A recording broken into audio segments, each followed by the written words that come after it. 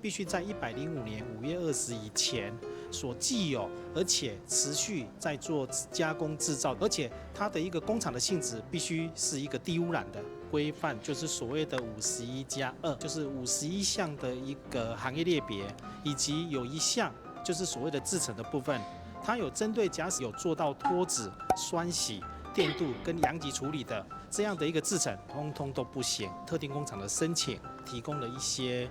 时间点，希望所有的厂家业者能够在2年之内申请纳管，那必须在3年之内提出它的改善计划，并且在10年之内取得了特定工厂登记。那这次的特定工厂登记，它的有效期限是20年的时间，非常大的帮助。尤其我们的指导老师很热心啊，要帮我们这边，让我们很顺利的可以纳管完成。那这一段时间真的，他们市长打电话来跟我们辅导，他们的解说，然后辅导，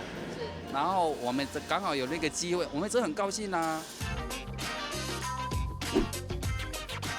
掌握市政3分钟，台南进步向前冲。欢迎收看《市政3分钟》，我是林婷。你有听过农地工厂吗？早期台湾以农业立国，在70年代从农业社会转型工业社会时，家庭工厂的数量增加，为了增加产能与产量，进而演变成农地工厂的形态。事实上，农地不等于工业用地哦。中央政府也积极的修订《工厂管理辅导法》，现在只要是105年5月20前存续的农地工厂，皆应申请纳管与转型。而台南市政府为了解决业者的疑虑，委托长荣大学组成未登记工厂辅导团进行沟通与辅导。如果有需求的朋友，欢迎来电经发局工商行政科。现在就让我们来听听经发局长怎么说吧。大家好，我是台南市政府经发局局长陈凯琳。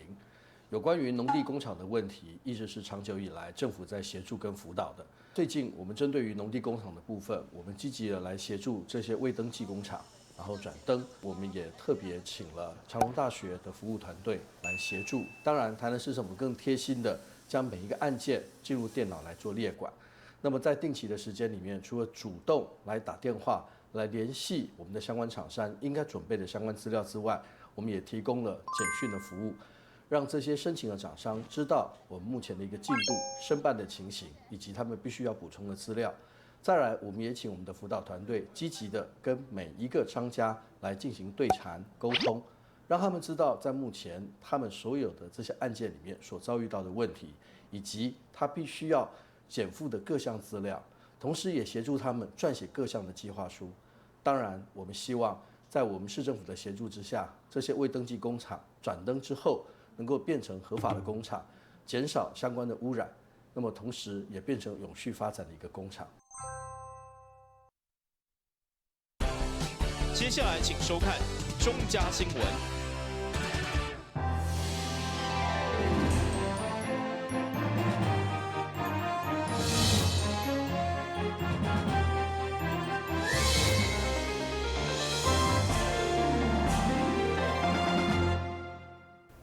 大家好，我是陈碧纯，欢迎收看12月4号礼拜5的中嘉台南地方新闻。为了改善安南区到永康交流道塞车的问题，中央甲地方做伙规划安南区4至11道路工程，上午举行动土典礼，邀请内政部政务处长陈宗彦、营建署长吴新修、市长黄伟哲等贵宾共同参与见证。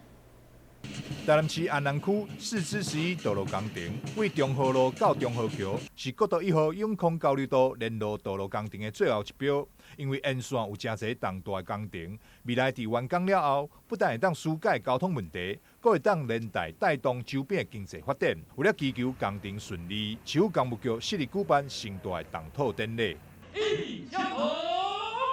海内平安，迎亲地方。这个30亿的工程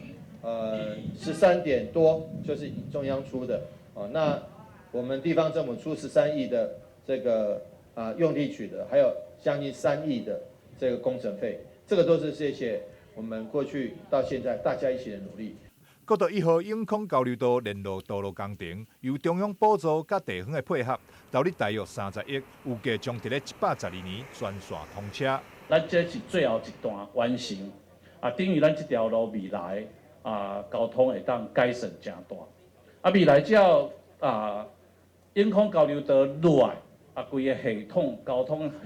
即个系统会当搁做一个较完整的解决的时阵，相信对咱规个咱安南区遮的交通会当解决真侪。咱对北外环到咱遮所有联络道路，包括对永康的永安路连接到遮，咱也为着这整体的交通，即马等于中央甲地方，咱共同来合力呢，来改善咱这地区的交通问题呢。但是我相信，长期呢，对咱安南区的发展，绝对是上大的帮助。近年来，安南区不断建设发展，人口增加快速。为了国道1号永康交流道联络道路工程，会当改善安南区到永康区的交通问题，造市民大众更优质的生活甲道路的品质。台南新闻张硕伟采访报道。和平的行善团成立已经21年，持续协助各地政府伫偏远地区普桥造路。今年伊嘛筹募1300万来兴建整条大牌桥梁。市长黄伟哲特别到场感谢，同时进行引导工程的动土典礼。该整条大牌桥梁位伫后壁区新嘉里，当地主要是种番麦甲稻仔。不过因为该区域被大牌围成两边，互农民短短路程都要踅一段路。第二议员中西县顶民台砍线，市府地政局开72万设计，由和平的行善团募款1300万兴建施工，希望方便当地运输甲通行。那这个引道哈，其实是帮助我们上去这个桥梁。那么这个清寮大排的这一条这个桥梁啊，它可以呢让这个两侧的农民通行更加的方便哈。那他们就不用绕一大圈哦，再到对面去。那所以呢，这个帮助农民呢在耕作的时候通勤方便，那也帮助农民在收成的时候呢，运送作物呢可以更有效率。三河下晡，市长为贴伫这些民代陪同，嘛到场参与行善团的观景仪式，甲桥梁两边引导的工程动土。市长除了感谢行善团普桥造路爱心，希望引导工程爱尽速完工，嘛进一步要求日后桥梁甲引导尽量同步规划。那他们总共帮忙了1300万来兴建这座桥，然后但是我们的引道还要在市府马上也要再追加经费来做好引道，但是我觉得有一点就是说，最好是市府跟那个行善团能够配合，在桥梁兴建的过程中，我们就赶快积极规划引道，不要等到桥梁盖好了，大家看到这边望梅止渴哈，这引道还没有办法做起来。伫温馨的感谢甲祝福声中，政府甲民间的合作，共同解决地方问题，搁加一行。台新闻军及何超邦采访报道。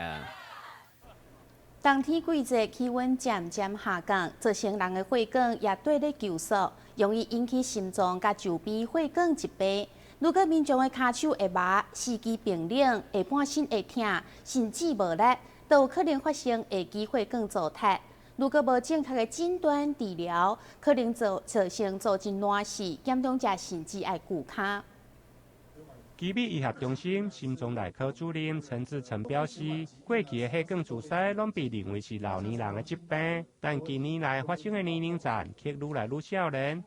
原因甲饮食、无爱运动、坐伤久有关系。周边血管的疾病除了中风、心肌梗塞，另外下肢血管的阻塞嘛真正快，尤其寒人血管容易收缩，更加容易发生血管来塌掉的。根据美国心脏学会的统计，他们40岁以上的成年人，大概有4.5%，他是有这个周边血管疾病。在台湾呢，虽然没有很正确的这个流行病学的研究跟调查，但是我们知道，它其实它的比例应该也不低啦，跟美国应该是不相上下。尤其是我们现在的饮食西化，那像刚刚主持人讲的，像 COVID-19， 那么大家的运动习惯又不是那么的好。甚至以前卫福部也做过统计，说我们台湾有很多人是所谓的面龟族，就是说天天就是吃饱饭就坐在那边看电视，也没有在运动。那这个都是很容易造成周边血管疾病。其中下肢血管的疾病分做动脉甲静脉两种，影响的部位无同，症状嘛无同。动脉阻塞是动脉内面有斑块或者是血栓，而静脉因为血流较慢。容易血栓，也就是俗称的经济舱症候群。可能病人呢开始发现说，这个脚啊走路啦会比较肿胀一些，那外观还看不出来。等到什么时候外观看得出来呢？就是他开始有一些蜘蛛网斑，或者是看到有一些这个静脉曲张，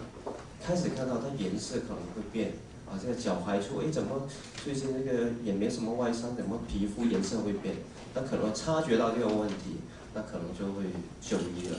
那症状上呢，刚刚有提到过，其实下肢的症状，其实动静脉重叠性非常高，就是比如说走路的时候，他走路不能啊，酸麻痛无力啊这些，所以可能他会细分出这个病人呢到底是动脉问题还是静脉问题。两种的治疗除了会用的靠药物。较严重的动脉阻塞，嘛会用做外科的绕道手术，或者是介入导管的手术。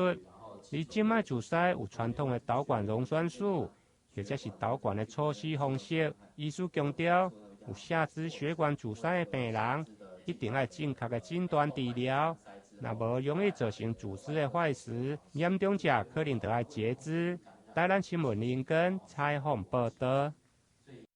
迎接超高龄社会，骨质疏松所引起的骨质问题也愈来愈重要。所以高雄荣总台南分院特别成立高龄医学门诊，希望透过跨专科团队的服务，来降低骨质的风险。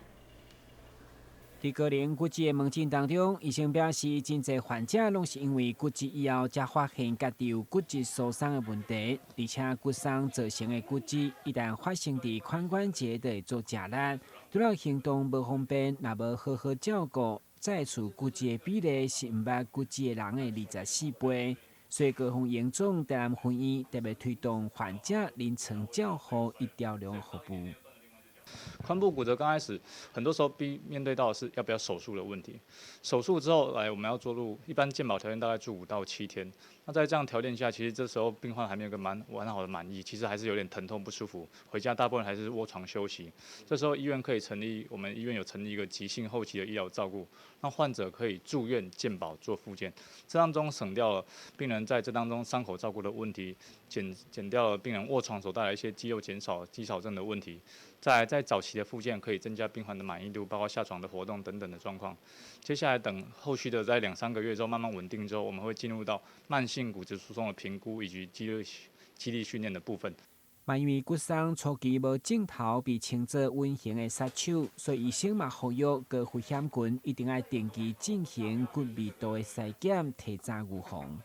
大部分的骨质流失是从40岁就会开始了，只是女性在50岁会达到第一个快速的流失，是因为卡在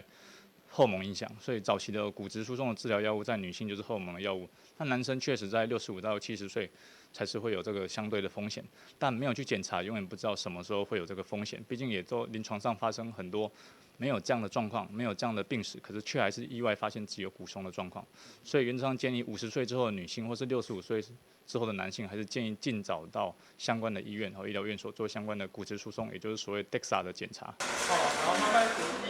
1、2、3、4。当然，不管你有检测出骨伤，参像这位阿姨透过有筋络、核心肌群加平衡训练等复健运动的3步曲，拢是减少老大人跌倒骨折风险。骨松最怕就是高龄之后，因为他怎样跌倒之后造成骨折，骨折之后就要卧床。那基本上来讲，一旦卧床的话，他的死亡率就会增加。所以我们希望说，透过复健来去帮助病人的一个下肢的肌力的训练，还有一些平衡运动的训练，来增加他们的稳定度，走路能够更稳定，预防跌倒造成的一个骨折的现象。人讲老人上惊跌倒，特别是骨伤引起的骨折，更是超高龄社会一定要面对的课题。台南新闻军及何乔邦采访报道。休困一下，马上回来新闻现场。让我们和旅行达人面对面，聆听他的所见所闻，同时选择一本好书，陪伴每一趟精彩的旅程。就让我们跟着旅行达人的脚步，一起走入阅读森林吧！敬请锁定每晚8点半第3公用频道。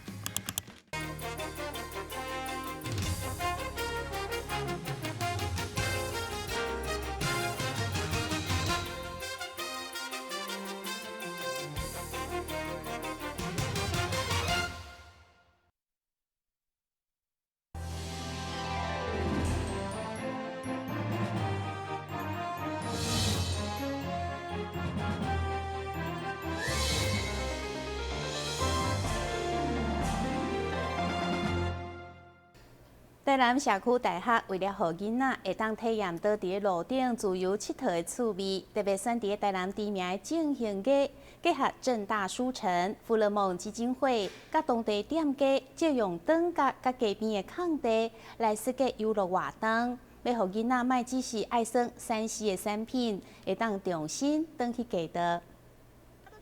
现在小朋友生活当中佚佗的时间，大部分拢是咧耍3C 产品。台南市社区大学为了让小朋友会使体验伫路边自由佚佗，特别伫台南知名的正兴街，甲当地店家甲企业合作，运用周边的空地来设计一系列的游乐活动。除了各种传统的佚佗物仔以外，也佫有特别设计的桌游等丰富的内容。第一场将要伫12月5号登场。社区大学也是希望透过这个计划，让民众了解到街仔路无限的可能。我们就是以一个街道就是游乐场，然后让大家回想一下小时候，其实爸爸妈妈们、阿公阿嬷们都是在街道上玩耍的。然后我们这一次准备了很多，包括台湾的早期童玩，还有印尼跟日本的童玩，让大家一起来回忆一下小时候在街道玩的一些游戏。那这次台南社大呢，也邀请了我们教师，然后准备了很多教学，包括像修理水龙头啦，教大家怎么拆解水龙头，然后还有一些像让大家来画油画，然后还有我们的桌游跟漫画的老师，用振兴街的店家来设计一个漫画签诗，还有漫画桌游。那希望呢，大家就是一起来想想看说小时候其实我们在街道能够很安全的来玩耍。那这一次我们也设计了一个徒步区，然后呢就是徒步区里面设计的一个阅读区，是邀请那个正大书城提供了一些书，然后我们还有很多的漫画，让大家可以来。虽然在街道上很热闹，但是其实我们可以在街道上试试看，可不可以玩游戏，跟试试看可不可以来读书。那这一次就很希望就是透过社区大学的教学，连接一些振兴街的一些创意店家。那虽然我们知道假日的振兴街其实很热闹，但是我们就很希望说，除了热闹之外，我们还是可以安静的去来思考看看，我街道如果属于人民的时候，它可以玩些一些什么有趣的游戏。当地知名的马卡龙业者除了加入这个计划，也提供店后的空地，让社区大学做创意的使用。因为我觉得其实对街道或者是街区来说是一件很有意义的事，因为它的导向不是属于比较商业的，所以其实可以邀请很多人来共同参与这样子。活动现场正大书城也将要提供上百本的册，让酸忝的民众来阅读。喜爱的话嘛会使早转去厝。社区大学甲当地店家拢认为，因做历史街区单靠政府的力量是无够的，上重要的是居民自发甲企业的合作，也期待会使有更较侪单位共同加入。但新闻国无以采访报道。国立台南大学庆祝122周年校庆，4号上午举行迎新会揭幕仪式，由校长带领师生前往创校地点33个王庙点燃盛会。佮邀请附属中学以及附设实验小学做伙伫个附社区庆祝，选个校庆系列活动正式展开。伫台南大学附设实验小学的活泼舞蹈，甲附设中学的国语队含热舞社的热情表演。国立台南大学今仔日欢庆122周年的校庆，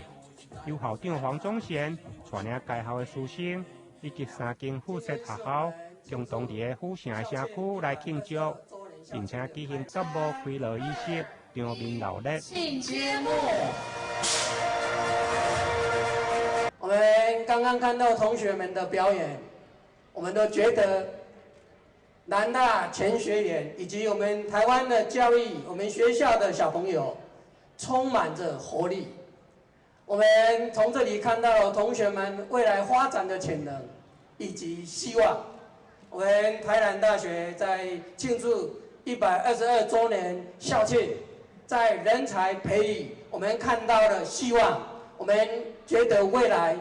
同学们的潜能一定获得很好的开展，学校充满着希望。在开幕式会后，台南大学嘛举办师生研发的成果发表，由校长带领该校教育、人文、理工。环境甲生态以及艺术等6个学院举办成果发表，其中所谓学习科技科系，利用所谓行动装置设计开发医疗临床的情景学习的服务系统，以及针对儿童的 STEAM 学习，开发兼具趣味性甲学习性的智慧学习机，分别得到今年甲去年 AI 创意竞赛第1甲第3名的好成绩。大家可能会发现哦，大部分的这个 STEAM 强调 STEAM 的这个学习的教材或教具呢，基本上大多以 STEM 为主啊，就比较缺乏没有这个 A 的部分啊。那我们一般讲 A 是什么？多 Art 的部分，但是你看到很多基本上都在玩机器人，对，不然就是在玩这个程式设计。所以呢，很少有这个将真的把 STEAM 的概念哦，把它这个完整的呈现出来的。所以呢，我们的想法是说，如何设计一个有意义的这个 STEAM 的学习机制跟服务。当然，透过这虚拟家教呢，可以做智慧的诊断跟回馈，跟这个学生儿童说你哪边有问题，他应该怎么再做这个复习啊，再做精进。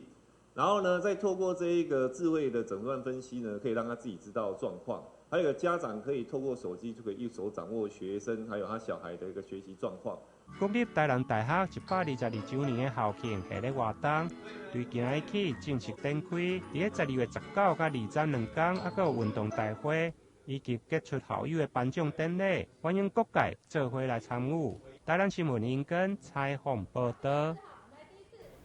台南市的耶诞跨年系列活动将伫12月5号正式登场。市长伫宣传记者会宣布，今年系列活动的第1场将伫总业艺文中心盛大登场，邀请小青蛙剧团、亲子剧以及银河古音剧团等等参与演出。为了宣传马上就要来到的圣诞跨年相关活动，市府特别选伫今年首度举办圣诞活动的总业艺文中心举办记者会。市长王伟特也亲自出席宣传。这届将要伫12月5号邀请小青蛙剧团甲银河古音剧团来演出，举办一场盛大的野餐音乐会。现场也将有街头艺人甲行动摊车，民众只要早伫野餐点，就会使享受一个美好的午后时光。市长王伟特也热情邀请民众踊跃来参与。那今年呢，第一个想到的就是要来到麻豆。拿到总爷艺文园区，为什么？因为这边地方也很许可，也蛮大的。然后呢，很多曾文区的活动，我们也希望说陆陆续续在办。好，那所以说我们在这个月，这个礼拜的这个礼拜6，12月5日就举办了这个，我们请小青蛙剧团来跟各位朋友来办亲子野餐趴，大家可以在这边很轻轻松松的吃着野餐。度过一个快乐的礼拜6下午，然后呢，来看小青蛙剧团。我们希望借着这个活动呢，大家能越来越多好朋友一起来，能够让大家很快乐的度过，开始有这个过年的气氛了。会中也公布了12月18号的音乐会《交响乐无限》将要改到市府西边的广场演出的消息，互想要参与的民众免急咧抢票。台南新闻郭博义采访报道。新闻最后赶快来关心气象。